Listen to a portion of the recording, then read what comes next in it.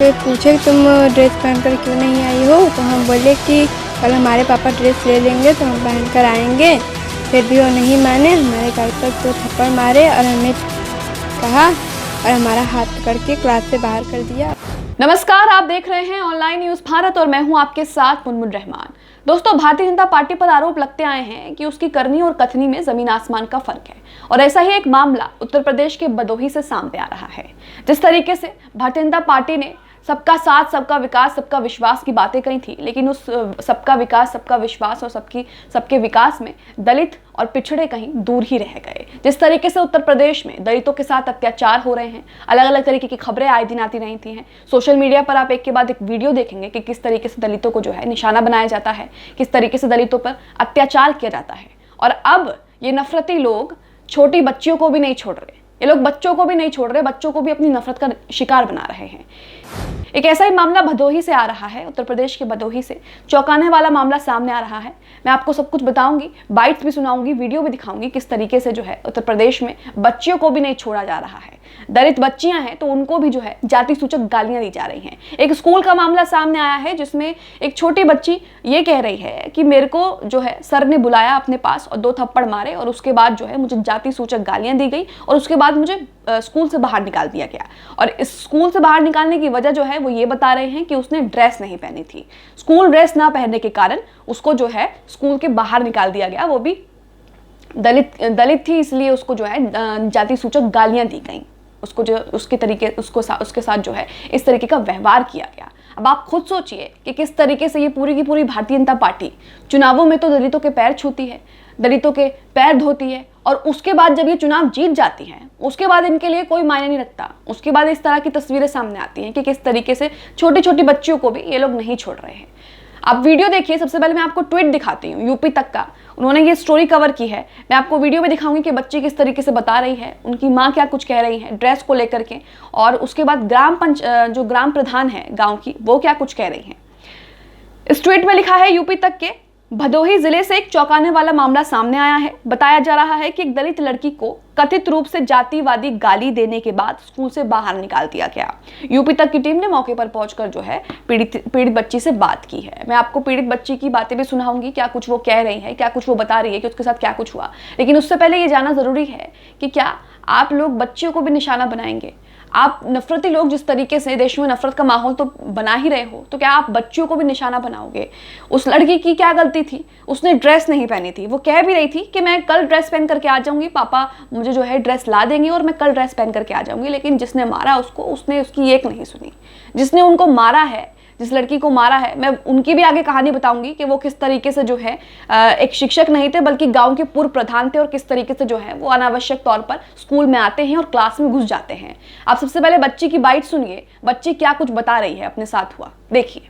फिर पूछे कि तुम ड्रेस पहनकर क्यों नहीं आई हो, तो हम बोले कि कल हमारे पापा ड्रेस ले लेंगे तो हम पहन कर आएंगे। फिर भी वो नहीं माने, हमारे गाल पर 2 थप्पड़ मारे और हमें कहा और हमारा हाथ पकड़ के क्लास से बाहर कर दिया। तो दोस्तों, सुना आपने किस तरीके से जो है बच्ची अपने ऊपर आप बीती बता रही है कि मेरे को बुला करके 2 थप्पड़ मारे गए, उसके बाद मेरे को गालियां दी गई, जाति सूचक गालियां दी गई। किस तरीके से वो दलित थी तो उसको लेकर के बच्चों के सामने इस तरीके की बातें की गई और उसके बाद उसको स्कूल से बाहर निकाल दिया गया।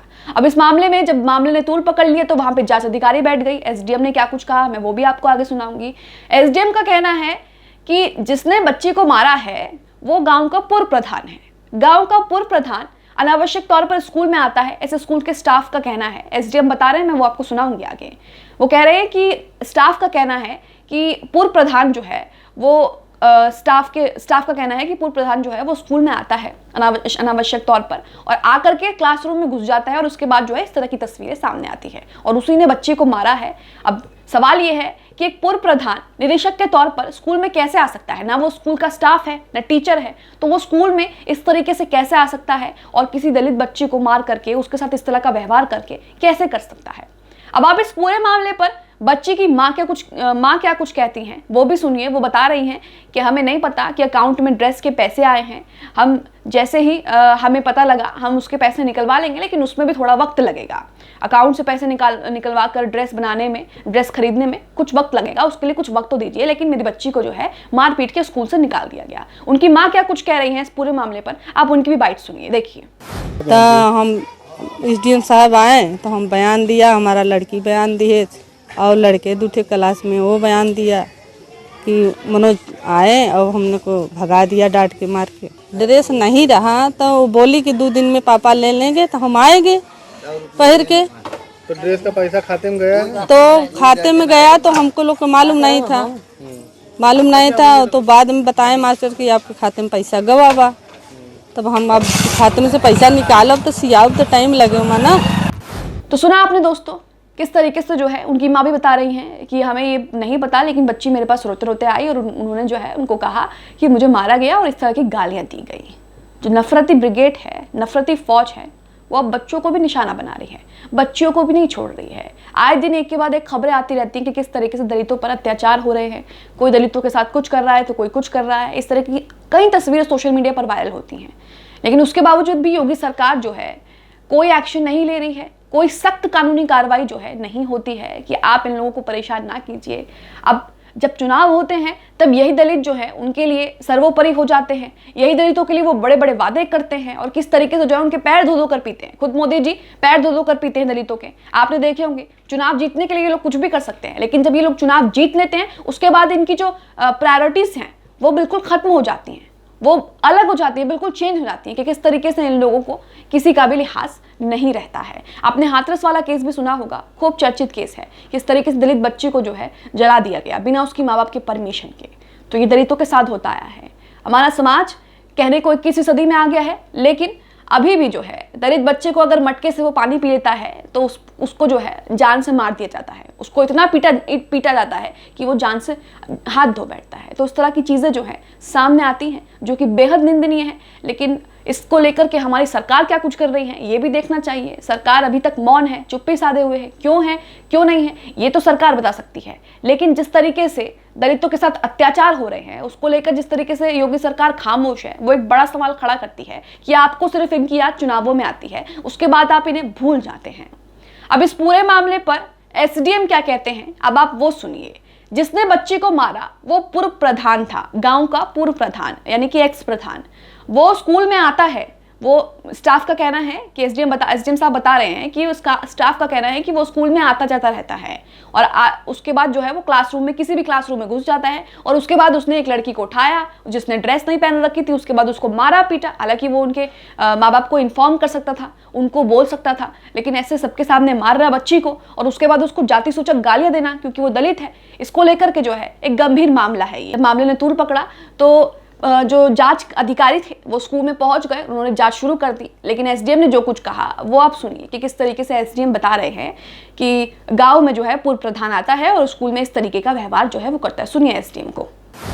और ड्रेस पहन के आया करें। कुछ तो घटना हुई है ना, तो ऐसा तो नहीं होता कि बच्ची घर जाए रोते हुए जाए जाके बोल दे, है ना। घटना तो लग रहा है कि घटना कुछ घटित हुई है। जैसे स्कूल के स्टाफ ने बताया कि वो अनावश्यक रूप से मनोज दुबे है इस गांव का, कोई 50 साल का व्यक्ति है लगभग, पूर्व प्रधान भी रह चुका है। वर्तमान में बताया, जैसे प्रधान जी ने बताया कि ग्राम पंचायत सदस्य भी है, कि वो स्कूल आता जाता रहता है अनावश्यक रूप से। स्कूल का कोई स्टाफ तो है नहीं, वो उसको कोई आने का मतलब भी नहीं बनता है, ठीक है ना। उसका कोई इंक्वायरी करने का मतलब है, कक्षा में जाने का तो बिल्कुल ही मतलब नहीं बनता। कक्षा में जाना, किसी बाहरी व्यक्ति का कक्षा में जाना, स्कूल में आना, ये सब गलत बातें हैं। और इसके संबंध में अगर तहरीर दी गई है तो अगर ये सही पाया जाता तो मैं यही कहता हूँ कि ऐसे व्यक्ति को स्कूल में आने से रोका जाए।